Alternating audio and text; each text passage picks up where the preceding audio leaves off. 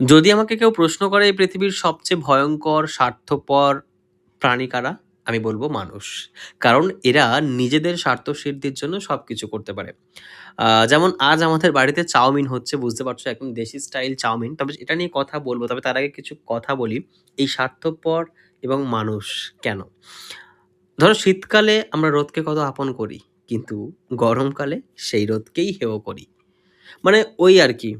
শীতে যার কদর করি, গরমে তার দুচ্ছা করি। মানে এটা হচ্ছে মানুষের নীতি। আর দেখবেন সব পশু, পাখি, জানোয়ারের মধ্যে কিন্তু এক অন্যরকম মেলবন্ধন থাকে। শুধু মানুষ নামের একটি প্রাণী যারা যাদের নিজেদের মধ্যে কোনো রকম বন্ডিং থাকে না। তারা শুধু নিজেদের স্বার্থসিদ্ধির জন্য সবকিছু করে নেয়। যেমন ধরুন আমি নিজেই অনেক রকম সবজি খেতে পছন্দ করি না। কিন্তু চাউমিনে যখন এই সবজিগুলো দেয়, অনায়াসে খেয়ে ফেলি। তার মানে বুঝতে পারছেন? চাউমিন যেহেতু এটা হলে অনেকে বলবে ভালো লাগা বা স্বাদের ব্যাপার, সেটা নয় গো।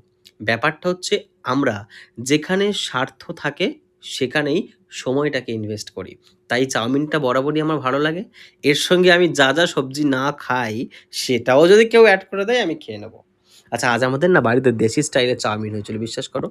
ওই আলু দিয়ে ক্যাপসিকাম, মটরশুঁটি, গাজর আর বরবটি। তারপর লাস্টে একটু ভুজিয়া করে ডিম দিয়েছিল। মানে বিশ্বাস করো চাউমিনটা একদম অন্যরকম স্বাদ হয়েছিল। তোমরা কারা এরকম চাউমিন খেতে পছন্দ করো? কমেন্ট করে জানিও।